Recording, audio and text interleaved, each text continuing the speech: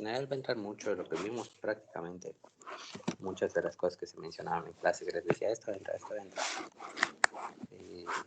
Compártense las diapositivas, las clases. Pero pues, obviamente lean mi libro, ¿no?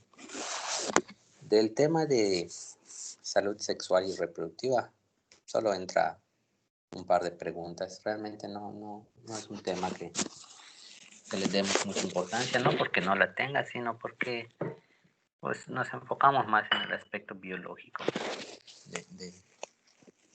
de la materia. Son preguntas muy sencillitas, no se tienen que romper la cabeza, esas por deducción las sacan. Hay una que dice, es un derecho de la mujer, ¿no? Y te ponen allá, escoger pareja, decidir cuándo tener hijos. Son cosas muy sencillitas, así que no se estresen mucho en esa área. Ahora, vamos a hacer un repaso rapidísimo de la embriología del aparato genital. El aparato genital femenino viene principalmente de dos áreas, lo que es el útero y las trompas, tercio superior de vagina, provienen de los conductos de Müller. Estos conductos de Müller se fusionan y después sufren apoptosis en la parte central, que es lo que da origen al canal vaginal y a la cavidad uterina. Lo que es la vulva viene del seno urogenital. ¿Okay?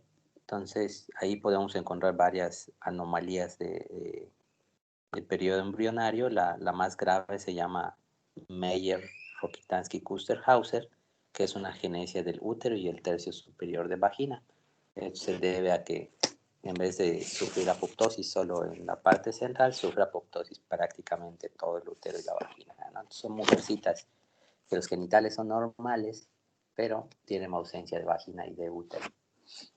Esto no es común, pero sí me han tocado ver 3 o 4, que es bastante para la vida de un médico. Esto se llama malformaciones mullerianas. Hay una clasificación de malformaciones, pero bueno, eso ya lo verán en otros años. El útero es un órgano pequeño, es un órgano que mide 7.5 por 5 por 2.5 centímetros, pesa aproximadamente 70 gramos y tiene una capacidad de 7 a 10 mililitros. Aumenta increíblemente durante el embarazo, tenía una capacidad de 10 mililitros hasta 3.000, 4.000, 5.000 mililitros. Tiene un grosor, la pared, de aproximadamente 2.5 centímetros, 3 centímetros, y durante el embarazo, al llegar al término, puede alcanzar un grosor de hasta medio centímetro. A ver, permítanme un segundito, voy a apuntar mi computadora.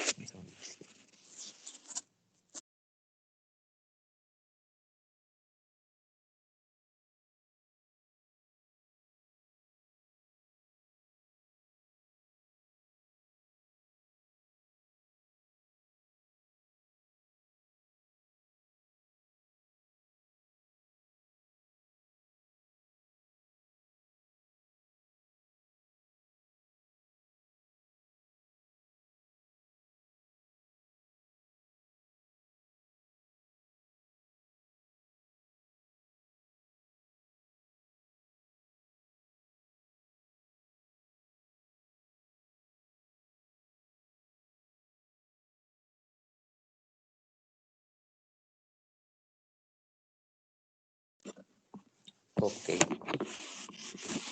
Les decía, el útero en un embarazo eterno puede alcanzar hasta medio centímetro de grosor. En las mujeres que tienen cesáreas previas, sabes que hasta más delgado, que se puede llegar a romper. El útero se encuentra intrapélvico en lo que es los 2 tercios superiores del cérvix y el cuerpo del útero. El tercio inferior del cérvix prácticamente se encuentra en la vagina. Se divide en 2 partes, el segmento superior, segmento inferior, que están divididos prácticamente, el cuerpo y el cuello, que están divididos por por una zona que se llama istmo. Durante el embarazo cambia el nombre a segmento superior, segmento inferior. La diferencia es que el segmento superior es una parte activa. ¿Por qué? Porque es donde hay mucho músculo, es donde se producen las contracciones. Y el segmento inferior pues, prácticamente es pasivo. Lo único que hace es se van relajando las fibras y se van estirando lo que es la colágena para permitir que vaya abriendo y dilatando el cuello. El útero tiene varios ligamentos. Uno de los ligamentos más importantes se llama suspensorio del ovario. Y la característica del ligamento suspensorio del ovario es que por ahí pasan los vasos y los nervios ováricos. Este va desde el polo superior o el polo tubario hasta la pared pélvica. No tiene una inserción como tal en la pared pélvica, es hacia la cara lateral, porción inferior, pero ahí pasan todos los nervios y vasos del ovario, se llama suspensorio del ovario. Otro de los ligamentos de sostén del útero, tenemos el ligamento útero-ovárico, que va desde la porción posterior del útero al ovario, y este sirve para mantenerlo fijo en su lugar. Acuérdense que el ovario descansa en una hendidura que hay en el ligamento ancho, que se llama fosita ovárica, esto en la cara posterior del útero.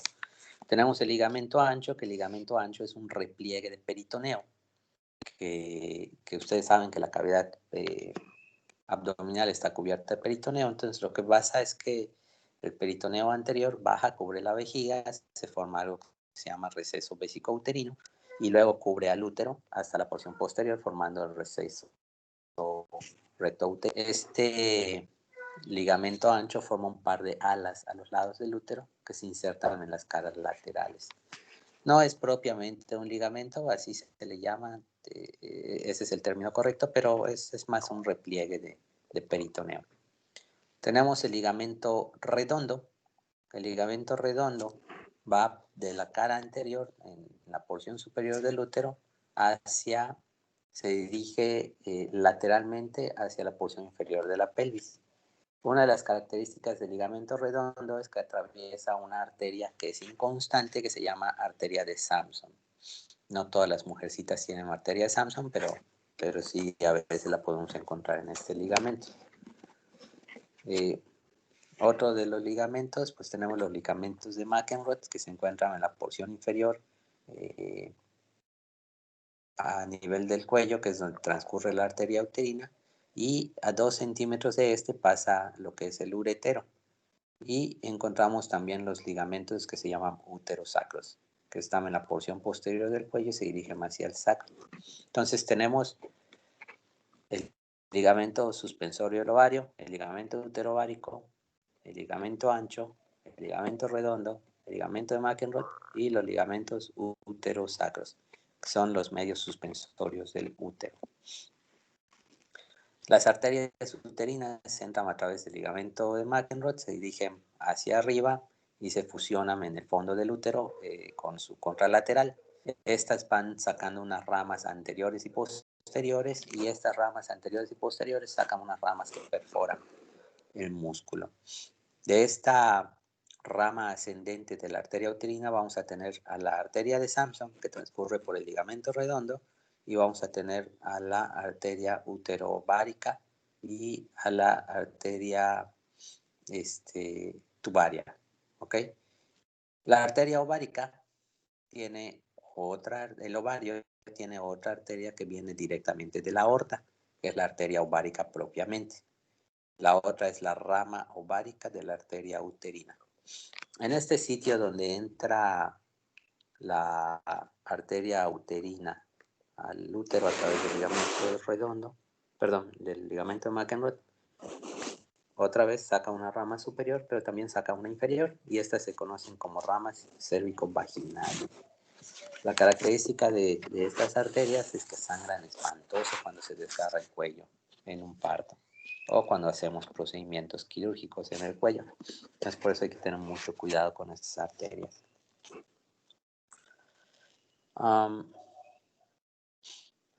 La arteria uterina viene de lo que es la hipogástrica, que viene de la ilíaca interna, que viene de la ilíaca común, que viene de la aorta. ¿Ok? Pero prácticamente se deriva de lo que es la rama hipogástrica.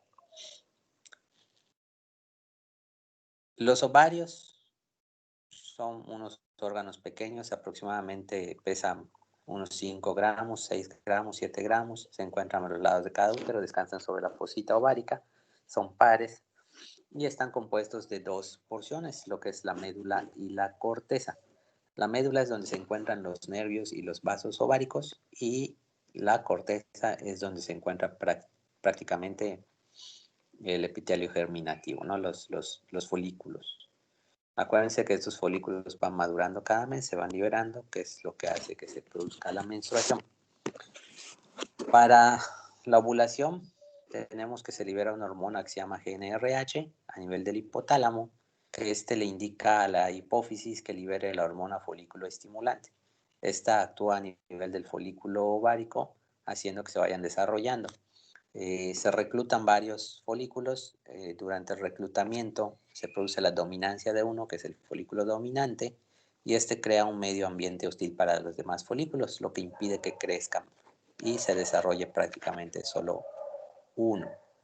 Durante el desarrollo folicular se libera el estradiol, que el estradiol es la respuesta del ovario al sistema nervioso central para decirle que ya tiene un folículo maduro. Este pico de estradiol se da y produce que se libere la hormona luteinizante, que la hormona luteinizante lo que hace es romper el folículo para que se libere el óvulo. La fecundación ocurre en las primeras 24-48 horas y tarda de 6 a 7 días en llegar a la cavidad e implantarse. Cuando no se da la implantación, ocurre la degeneración de lo que es el cuerpo lúteo, que prácticamente de una manera coloquial sería la cascarita del folículo. Este cuerpo lúteo vive 14 días y forma progesterona, que hace que se desigualice el endometrio. Al degenerar el cuerpo lúteo por la falta de embarazo, pues se produce la menstruación, que es un sangrado por deprivación. La menstruación es únicamente una respuesta a el ciclo ovárico. Si no hay un ciclo ovárico, no hay una menstruación propiamente como tal. Pudieran presentarse sangrados, pero no es una menstruación como tal. ¿Cómo se define menstruación? La descamación cíclica del endometrio secundario a una falta de la concepción. ¿Okay? Entonces, para cumplir la definición de menstruación, tiene que haber una ovulación, tiene que haber una falta de concepción, entonces ya hablamos de menstruación.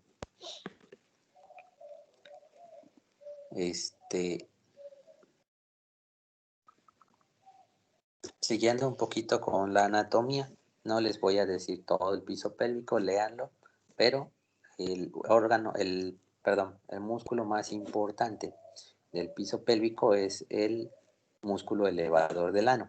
El músculo elevador del ano está compuesto por tres músculos, que es el pubo rectal, pubo coccigio e ilio coccigio.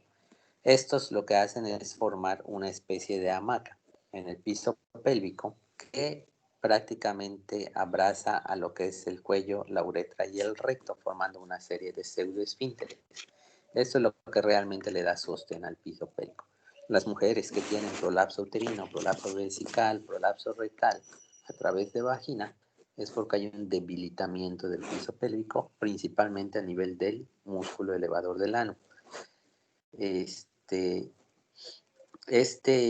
debilitamiento es muy común en aquellas mujeres que tienen múltiples partos, pues al formar un pseudoesfínter alrededor de la vagina tiene que relajarse y alcanzar diámetros muy amplios para permitir la salida del bebé. Esto produce desgarros. El 10% de las mujeres con un parto de peso normal puede llegar a desarrollar algún grado de distopia genital, descenso uterino, vesical o rectal. El 10% de las mujeres con un parto de peso normal.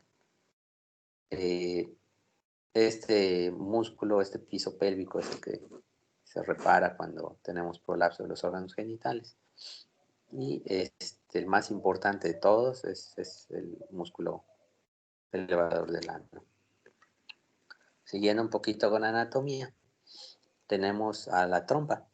La trompa son órganos laterales que se encuentran en el polo superior lateral izquierdo y derecho del útero y se dirige hacia los extremos. Esta tiene aproximadamente unos 12 centímetros y está compuesta de varios, de varias porciones.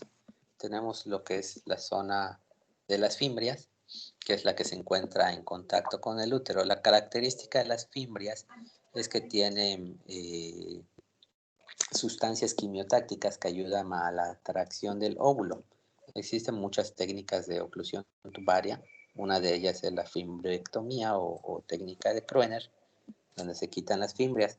El problema de esta técnica es que a la hora de recanalizarla no podemos hacer una plastía de la trompa, pero no podemos restituir esa capacidad quimiotáctica que tenían las fimbrias cuando las quitamos, ¿no? Nada más es brevario cultural. Tenemos las fimbrias, luego tenemos el ámpula. Un segundito. Tenemos el ámpula, que el ámpula es donde prácticamente se da la fecundación y es la parte más amplia de la trompa. ¿Qué importancia tiene conocer un poquito los diámetros? Que si se da un embarazo ectópico, dependiendo de dónde se dé el embarazo, es el tiempo en el que tarda en romperse la cavidad. Realmente no es una ruptura como tal, es una perforación por la invasión del sincitio trofoblasto. Pero bueno, tenemos lo que es la fimbria, el ámpula, luego tenemos el istmo, que el istmo es una de las porciones más estrechas de la trompa, junto con la porción intersticial. La porción intersticial de la trompa es la parte del oviducto que atraviesa el músculo del útero para llegar a la cavidad uterina. El diámetro del istmo es aproximadamente 2 o 3 milímetros. Es muy pequeño. Vienen preguntas de lo que les expliqué un poquito de la ovulación. Son muy sencillitas, de hecho ya les di las respuestas en la explicación, pero bueno, léanlo.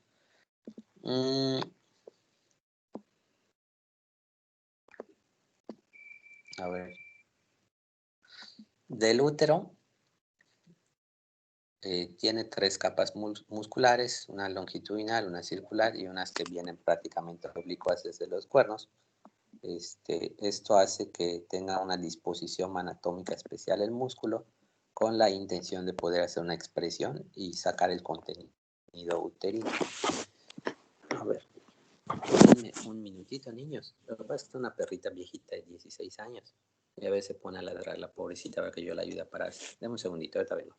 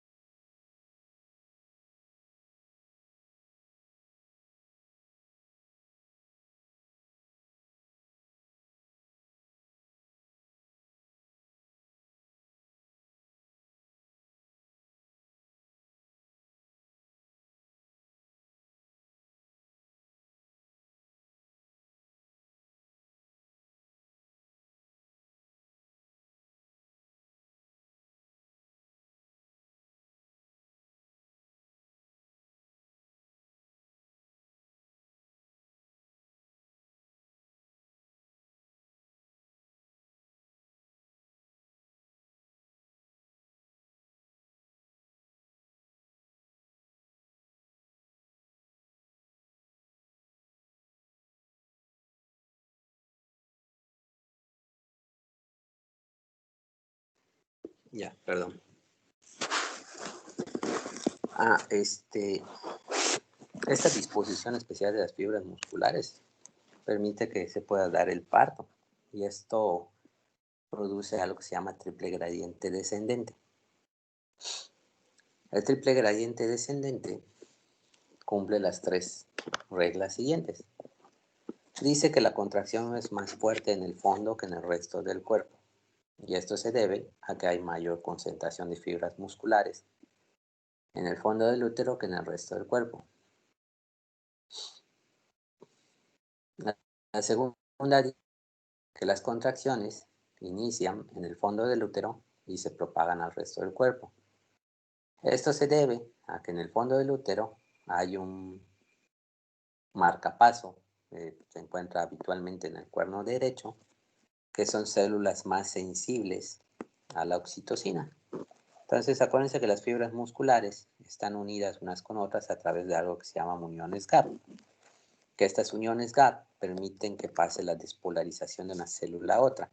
A diferencia del músculo estriado, donde hay una placa neuromotora, en el caso del útero, pues no, simplemente con estimular una parte del útero, se propaga al resto del cuerpo. Habitualmente, otra vez, el marcapaso se encuentra en el cuerno derecho, de tal forma que ahí comienza la contracción y se propaga al resto del útero. Entonces, la contracción es más fuerte en el fondo, inicia en el fondo y dura más en el fondo. Eso es el triple gradiente descendente. Y se tiene que dar para que el parto pues, se pueda llevar a cabo sin problemas. ¿Puede haber alteraciones en el triple gradiente descendente? Sí, claro que sí. Son anomalías de la contracción uterina. Y eso viene en un tema que se llama distocias dinámicas, que verán, no sé si en cuarto o en quinto año. Pero esa es la base para que lo entiendan el día de mañana.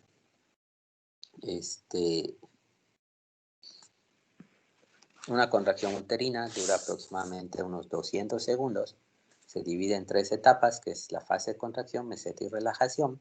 De estos 200 segundos, 150 son de contracción, 50 de meseta, 50 de relajación, pero clínicamente solo vamos a percibir una porción de la contracción uterina como tal. El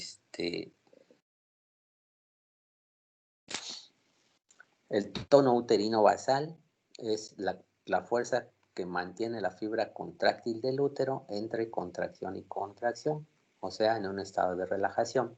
Y el tono uterino normal es de 8 a 12 milímetros de mercurio. Cuando se va dando la contracción, obviamente se eleva la presión intrauterina y cuando alcanza aproximadamente entre 18 y 20 milímetros de mercurio ya podemos percibirlo a la exploración clínica.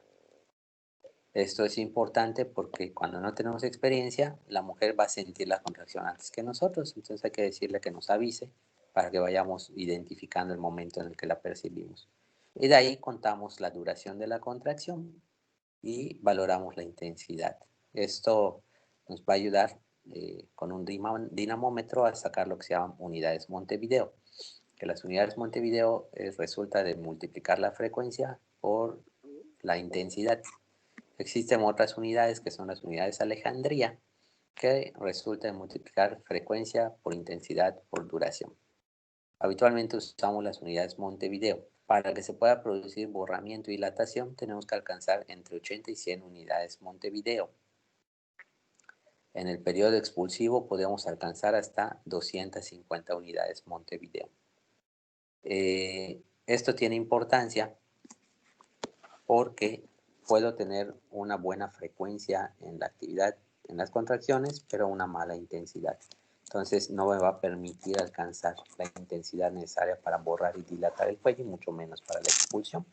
Esto también se conoce como distocia dinámica hipodinámica. O puedo tener muchísimas contracciones de mala intensidad, que es una distocia dinámica hipodinámica, pero bueno, eso ya lo verán después.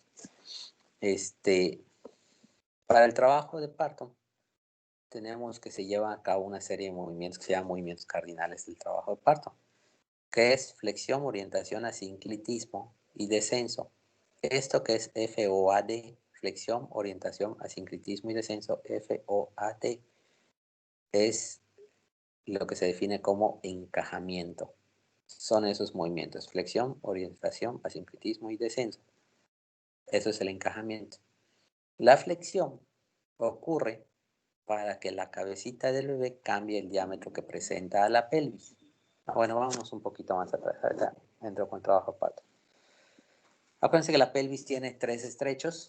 Tiene un estrecho superior, uno medio, uno inferior, y se divide en dos, una pelvis verdadera y una pelvis falsa. La pelvis falsa es hasta las crestas ilíacas, que esa no nos importa, y la pelvis verdadera es la que realmente tiene uso y es de importancia médica. La pelvis verdadera está limitada en su estrecho superior por la sínfisis del pubis, la línea iliopectinia o inominada y el borde superior del promontorio sacro. Ese es el estrecho por donde va a tener que pasar la cabeza del bebé. Acuérdense que tiene varios diámetros, anteroposterior, transverso y oblicuos. Dependiendo de qué porción de la pelvis, ya sea la parte anterior, posterior, presente el diámetro más amplio y donde cruce el diámetro transverso, vamos a tener los diferentes tipos de pelvis, que es la clasificación de Caldwell y Molloy. Esta se divide en ginecoide, androide, antropoide y platipeloide. Acuérdense que la más común en las mujeres, hasta en un 50%, es la pelvis ginecoide. Que la característica clínica de la pelvis ginecoide es que prácticamente son pelvis completamente redonditas. El diámetro anteroposterior tiene mucha importancia. Nuevamente, en la pelvis ginecoide vamos a tener una pelvis completamente redondita.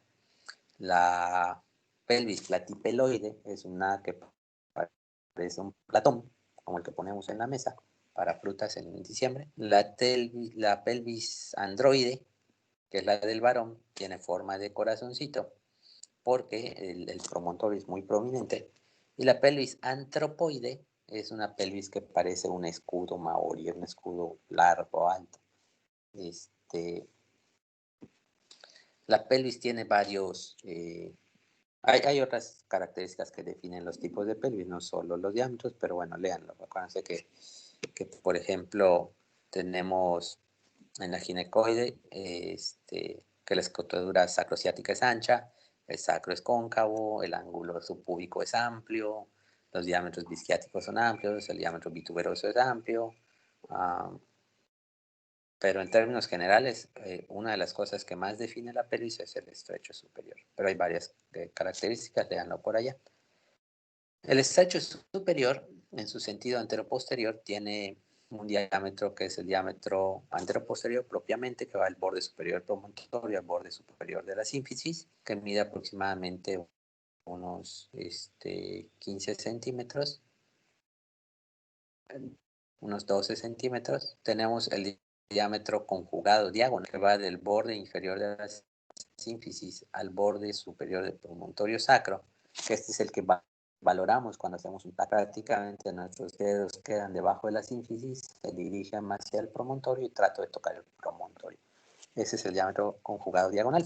A este conjugado diagonal le debo quitar el espesor de la sínfisis y me va a dar el diámetro conjugado obstétrico, que ese es el verdadero diámetro por el que pasa la cabeza fetal. Ese es uno de los más importantes.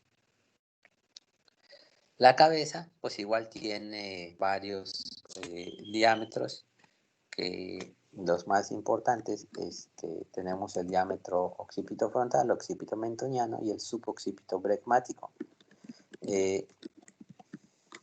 Cuando se dan los dos movimientos cardinales del trabajo de parto, estos sirven para acomodar los diámetros de la cabeza fetal.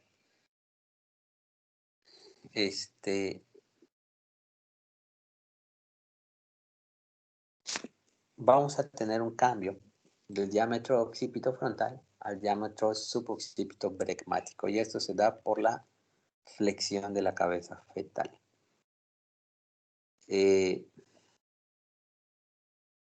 diámetro más largo que tiene la cabeza fetal es el que va del sincipucio al mentón. Este tiene 13.5 centímetros. Entonces, cuando la cabeza del bebé está extendida, prácticamente presenta o este diámetro, si está muy extendida, o el diámetro occipito frontal, que también es un diámetro bastante amplio. El diámetro occipito frontal mide unos 12 centímetros. Pero acuérdense que nuestro conjugado obstétrico, solo mide 10. Entonces, lo que hace la cabeza del bebé es flexionarse para entonces presentar el diámetro suboccipito bregmático. El suboccipito bregmático mide nada más 9.5 centímetros. Una de las características de la cabeza fetal es que los huesitos no están fusionados, entonces esto permite que haya un amoldamiento de la cabeza que le da una forma cónica que permite que pueda deslizarse a través del estrecho superior de la pelvis. Entonces, regresamos a lo que son los movimientos cardinales. Tenemos la flexión, que es el cambio del diámetro suboccipito bregmático al occipito, perdón, del occipito frontal al suboccipito bregmático. La orientación sirve para orientar prácticamente el eje occipito frontal. Acuérdense que la cabeza del bebé es ovalada si la vemos desde arriba, no es redonda. Entonces, nuestra pelvis, el diámetro, uno de los diámetros más amplios es el diámetro oblicuo o el transverso. Entonces, lo que tiene que hacer la cabeza es orientar su eje mayor con el eje mayor de la pelvis para que éste pueda ser atravesado. Eso se conoce como ley de Selheim. S-E-L-H-E-I-M. Y lo que dice Selheim es que para que un óvalo pueda atravesar otro óvalo, tienen que orientar sus ejes mayores. Y eso tiene mucho sentido, ¿no? No puede atravesar un óvalo a otro en un ángulo de 90 grados. Tienen que entrar con sus ejes mayores alineados. Entonces, tenemos la flexión, cambio diámetro occipito frontal por el diámetro suboccipito bregmático. Luego tenemos la orientación, que es orientar el eje mayor de la cabeza con el eje mayor de la pelvis. El asinclitismo, que el asinclitismo son movimientos de lateralización de la cabeza para irse deslizando entre el promontorio y la sínfisis. Un movimiento similar que a veces uso de ejemplo es como cuando están pecho a tierra y quieren avanzar sin pararse, ¿no? Tienen que deslizar un hombro primero, luego otro hombro, un hombro, otro hombro, y así vamos avanzando, como avanzan los militares cuando están tirados en el suelo. Entonces, más o menos eso es lo que hace la cabeza con ese movimiento de asinclitismo. Existen tres, que es el asinclitismo anterior, posterior y el sinclitismo. El sinclitismo es cuando la sutura sagital se encuentra equidistante al promontorio y al sacro, perdón, al promontorio y a la sínfisis. El asinclitismo anterior es cuando la sutura sagital se dirige anteriormente a la pelvis, o sea, hacia el promontorio. Y cuando hacemos un tacto, vamos a sentir la sutura arriba y vamos a palpar el parietal posterior. El asinclitismo posterior es cuando la sutura sagital se dirige hacia el promontorio y palpamos el parietal anterior. En las últimas traducciones de Williams esto viene al revés, pero es un error de traducción.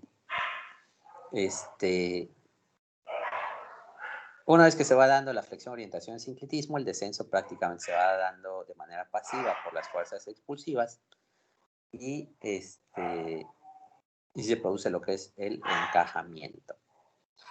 El encajamiento se define como la presencia del diámetro biparietal en el segundo plano de Hodge o el punto toconómico en el tercer plano de Hodge. Si recuerdan un poquito los planos de Hodge, van de borde superior promontorio, borde superior de sínfisis, borde inferior promontorio, borde inferior de sínfisis, el tercero a nivel de las espinas ciáticas y el último a nivel del sacro. Todos son paralelos. Ay, permítanme un segundito, niños.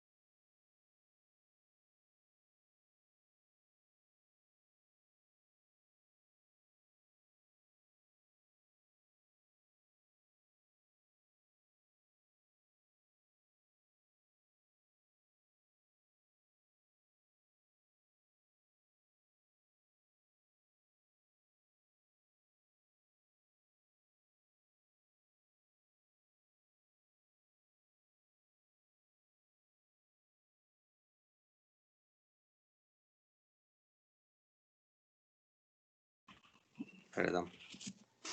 Porque tengo un zoológico en mi casa. Tengo mi viejita de 17 años. Tengo 2 cachorras de 10 meses, una de 8 meses, una gatita de 1 año y una gatita de 2 meses. Todos son adoptados. Eran callejeritos. Uy, pero son muy exigentes. Bueno, regresamos. Ya que se da el encajamiento, entonces viene la rotación interna, que la rotación interna sirve para colocar la cabeza en sentido antero-posterior y que el occipucio entre en contacto con la sínfisis del pubis.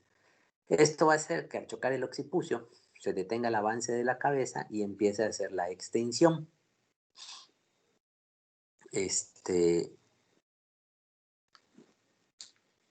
Esta extensión va describiendo lo que es la curvatura del tresacro, que se llama curva de Carus.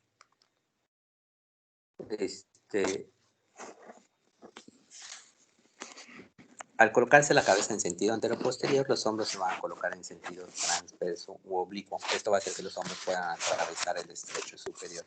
Los movimientos del cuerpo en el parto cefálico de vértice son pasivos. Solo en el parto pélvico son activos. Pero bueno, eso lo verá más adelante igual.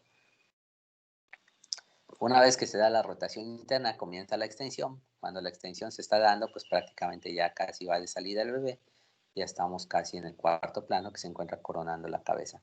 Una vez que se completa la extensión, esto con la ayuda de la maniobra de Röntgen, pues sale la cabeza y entonces ya prácticamente lo que hace el cuerpo es hacer una rotación externa, porque los hombros ya atravesaron el estrecho superior, giran en sentido antero-posterior para poder ser expulsados. Y prácticamente ese es el trabajo de parto. Léanse las definiciones básicas, por favor, de qué es presentación, situación, variedad de posición, punto toconómico. Viene así tal cual del libro. No se las voy a decir, léanlas.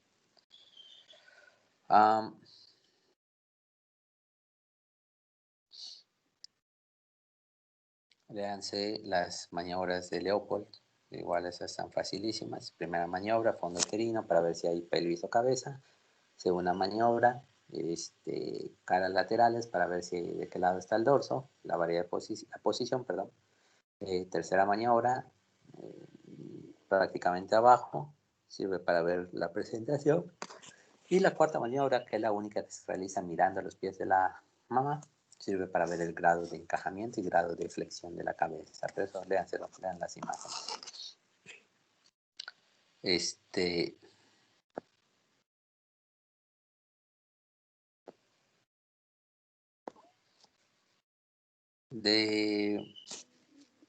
Siguiendo con el embarazo.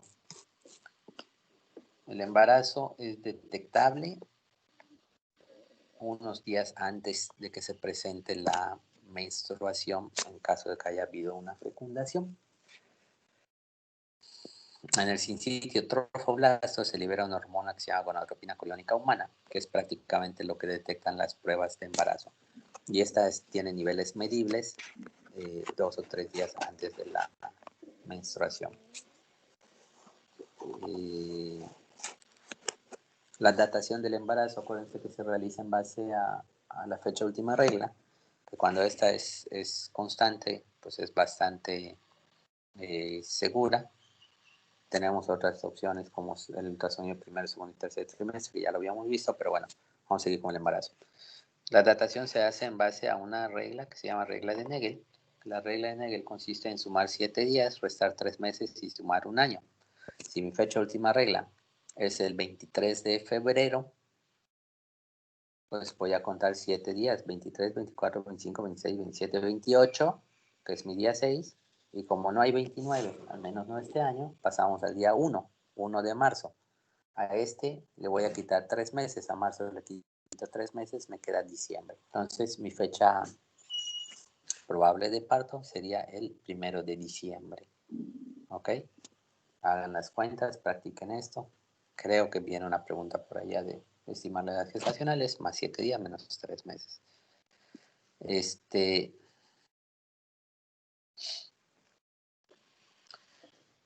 el crecimiento del útero al principio del embarazo prácticamente se da por los cambios hormonales, no se da por el aumento del volumen del embarazo porque es muy pequeñito.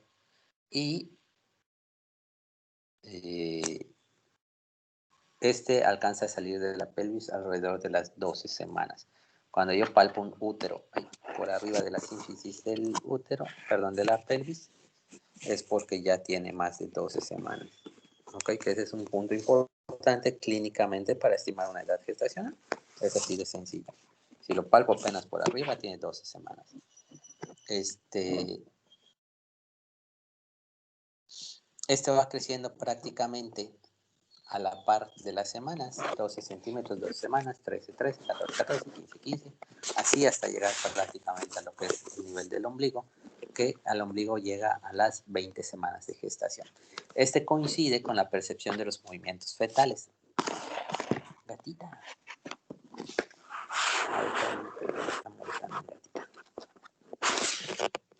Mira. Uy, molesta a tu hermana.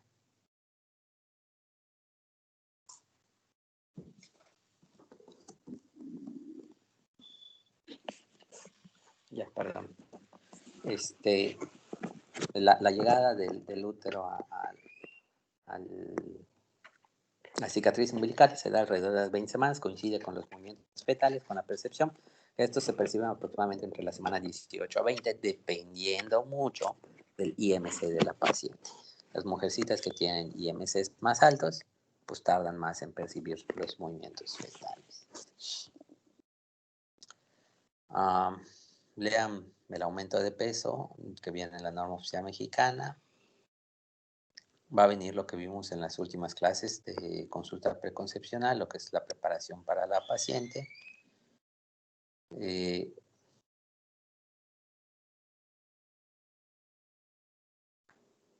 Viene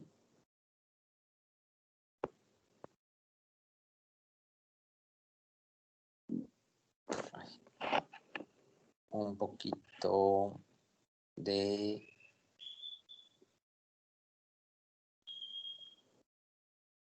vacunas y embarazo y algunos cambios fisiológicos del embarazo. Eso leanlo, está sencillo. Acuérdense que hay cambios a nivel de todo: cardiovascular, renal, gastrointestinal, sistema nervioso, piel, uñas, pelo, todo. Entonces, pero no es nada complicado. Va a venir igual el tema de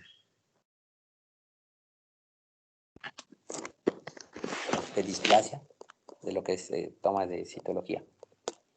Acuérdense que la citología es el estudio estándar para la detección de cáncer cervicouterino, y la característica que hace que este estudio sea el más utilizado es porque es sumamente económico. Su reproducibilidad es lo que aumenta su sensibilidad. El hecho de que lo hagamos cada año va haciendo que aumente su sensibilidad. Acuérdense que es un estudio poco sensible, es un estudio que al ser económico pues permite hacerlo muy fácil, ¿no? El Papá Nicolau cuesta como 100 pesos, así que esa es la característica más importante del Papá Nicolau, curiosamente, que es barato. Lo que hace el Papá Nicolau es hacer una citología exfoliativa. Acuérdense que tenemos varios instrumentos: tenemos el CitoBrush, tenemos la espátula de aire, tenemos el escobillón. Prácticamente lo que hacemos es tomar un raspadito de lo que es el canal cervical y del exocervix. Acuérdense que entre el canal cervical y el exocervix tenemos una zona que se llama zona de transformación, que es la zona donde cambia un epitelio a otro epitelio. Cuando el epitelio se da de un tipo de célula madura a otro tipo de célula madura, se conoce como metaplasia. Pero cuando cambia de una célula madura a una inmadura, entonces se conoce como displasia, que esto ya es completamente patológico. Y la zona donde más se asientan las displasias, pues es la zona de transformación. Una de las características es que mientras más joven sea la mujer, más inmaduras son las células y es más fácil adquirir el virus de papiloma o incluso desarrollar una enfermedad que progrese la enfermedad. El virus de papiloma humano es el virus de transmisión sexual más común en el mundo, dice la OMS, que el 80% de la población para el año 2050 ya va a tener contacto con el virus en algún momento de su vida. Prácticamente es el causante del 99% de los casos de cáncer cervicouterino. De que entra el virus al cuerpo, pueden pasar hasta 10 años para que se desarrolle la enfermedad. Entonces, tenemos un margen muy amplio para poder detectar una lesión maligna. ¿Por qué se mueren las mujeres por cáncer cervicouterino? Por falta de acceso a los servicios de salud o por pena, así de triste, porque no van a que se haga un Papa Nicolau, porque les da pena irse a hacer un Papa Nicolau. La realidad es que no deberían de existir muertes por cáncer cervicouterino, es una tristeza enorme porque tenemos un margen muy amplio para detectarlo. Entonces, en la medida de lo posible hay que tratar de hacer Papa Nicolau a todas las mujercitas que lo permitan. Si en algún momento, yo mi consulta, por ejemplo, cuando me llega una mujer y la tengo que revisar por la patología que tiene, siempre les pregunto, ¿tienes Papa Nicolau? No, doctor, ¿quieres que te lo haga de una vez? No, pues sí. Pues si de todas formas las voy a revisar, pues aprovechan a hacérselo, ¿no? Y muchas las he hecho así de primera vez porque nunca se lo habían hecho. Entonces es muy importante eso.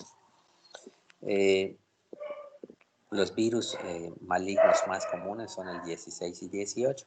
Estos están en la vacuna de VPH. El exocervix está cubierto de epitelio escamoso estratificado no querantinizado. El virus tiene unos,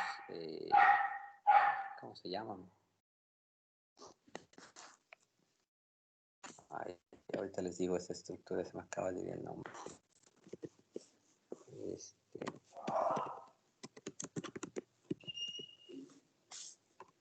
Se me acaba de ir el nombre, a ver, espérenme más para.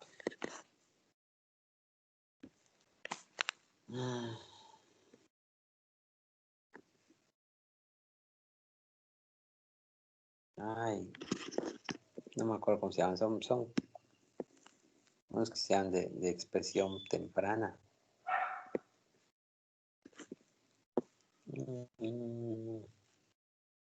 Bueno, el virus tiene la capacidad de invadir la célula y una de estas, ya se me olvidó el nombre de estas porquerías, sirve para que se pueda replicar.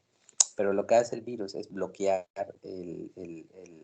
la capacidad de la célula de revisar el ADN y, y eso permite que se vayan llevando a cabo replicaciones, pero se vayan cometiendo errores celulares. Acuérdense que la célula cuando da su replicación, pues hace una revisión del ADN y si tiene un error, pues existen dos caminos, ¿no? Que es reparar el error o cometer apoptosis dependiendo del grado de error que se haya presentado en la replicación del ADN. En el caso del virus, lo que hace es, uno, evita que hayan esos puntos de chequeo del ADN, lo que permite que, que se siga reproduciendo la célula y vaya cometiendo errores y también inmortaliza a la célula. No solo evita que se cheque, sino que también evita que se suicide. Esto hace que la célula no muera y se reproduzca de manera incontrolada, que eso es lo que va dando origen a las distintas afecciones que ocasiona el VPH. Estos cambios celulares, existe una clasificación, que es la clasificación de neoplasia intraepitelial cervical, que es el famoso NIC, que sería el NIC1, NIC2 y NIC3, que el NIC1 es cuando la capa basal presenta cambios celulares, el NIC2 cuando la capa intermedia y el NIC3 cuando los 3/3 están ya con cambios celulares. El NIC3 prácticamente es un precáncer. Del NIC3 lo que sigue es un cáncer in situ, después un microinvasor y después el invasor. Ya no se usa mucho esta clasificación, se usa más una que se llama de Bethesda, que Bethesda lo clasifica en alto grado, bajo grado y alto grado. Que el bajo grado es el NIC 1 y el alto grado es el NIC 2, NIC 3. Sería el equivalente, aunque existen otras clasificaciones más. Pero la más usada ahorita es la de Bethesda. ¿Okay? Dependiendo del grado de lesión, si es bajo grado o alto grado, la localización, si es cercano al cuello o lejano al cuello, pues depende si será una fulguración por láser, una electrocirugía, una congelación o incluso un conobiopsia para poder ver si no hay enfermedad en el canal cervical. Mientras más cercana esté la lesión del canal, más difícil de vigilar es porque no podemos saber a veces hasta dónde se va. ¿Qué más? Preguntas, niños.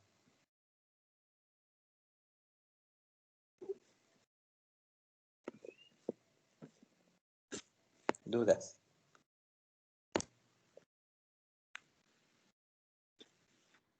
¿La clasificación de Bethesda entra en el examen? Viene lo que es del tema de citología cervical, sí.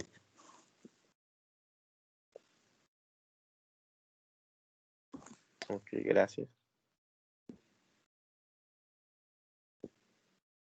¿Alguna duda, alguna pregunta, niños? Las maniobras de Leopold, doctor, Sí. ¿cómo nos las van a preguntar? O sea, ¿nos van a preguntar cuándo se utilizan o definiciones? No, son definiciones, pero las maniobras de Leopold se utilizan siempre. Cada vez que una mujer la vaya a consultar por embarazo, se hace las maniobras de Leopold. Obviamente, no le vas a hacer maniobras de Leopold a un embarazo de 14 semanas, no tiene ningún sentido. Se lo vas a hacer a uno que tenga 25, 26, 28, ¿no? Pero son definiciones, prácticamente son puras definiciones. Ok, doctor, muchas gracias. ¿Sí? ¿Alguna otra pregunta, niños?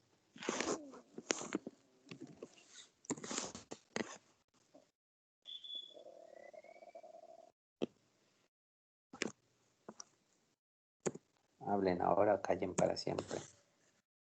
Doctor, ¿qué podría, ¿Sí? esta norma 007, qué podría salir? Porque veo que tiene bastantes, como que, pues, reglas, ¿no? No va a venir así como tal la norma, sino prácticamente lo que vimos de las consultas. Acuérdense que vimos un tema donde dicen, cuando una mujer va a una consulta, se le toma la presión, se le pesa, se mide fondo uterino, se checa, ese tipo de cositas. Tienes que saber, obviamente, cómo se vigila el peso, cómo se data la edad gestacional, pero no te estreses, no va a venir toda la norma. Gracias. De nada. ¿Alguna otra duda, niña?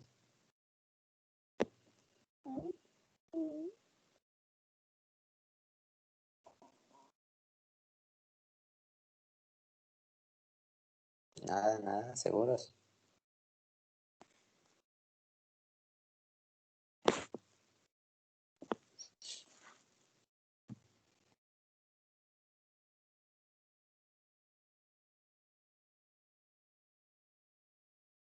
Aquí lo dejamos. Aprovechen.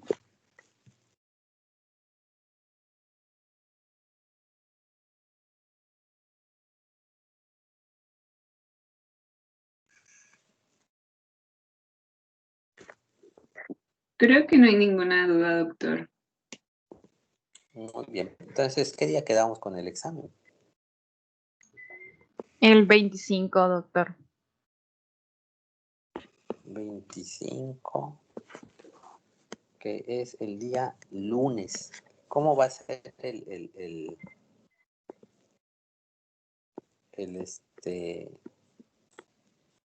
proceso, saben? No, doctor. Solo pues tiene que ser a una hora, me imagino que los 3 grupos, pero no Sí. sé a qué hora vamos a presentar. No nos han dicho.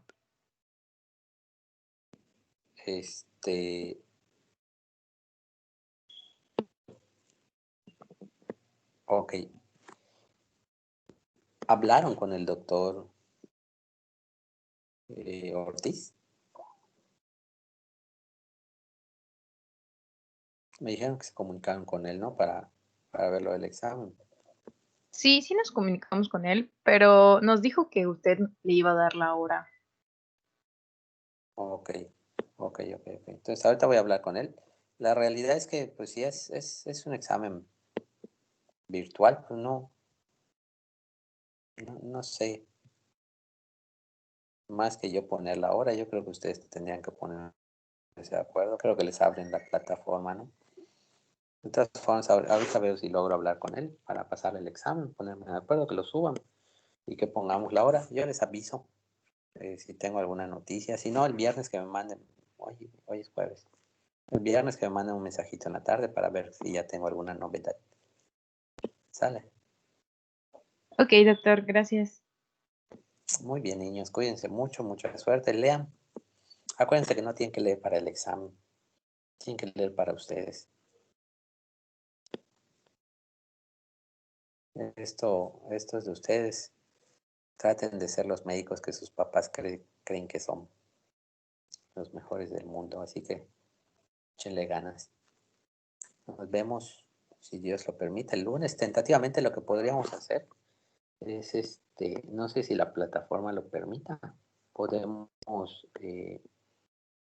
habilitar una sesión del Teams para que yo los acompañe en su examen por si tienen dudas en lo que presentan. No sé si les parece. Nos veríamos tentativamente el lunes entonces, niños. Cuídense mucho. Que tengan un bonito día. Muchísimas gracias, doctor. Igualmente. Gracias, doctor. Gracias, doctor. Gracias, doctor. Gracias, doctor. Hasta luego.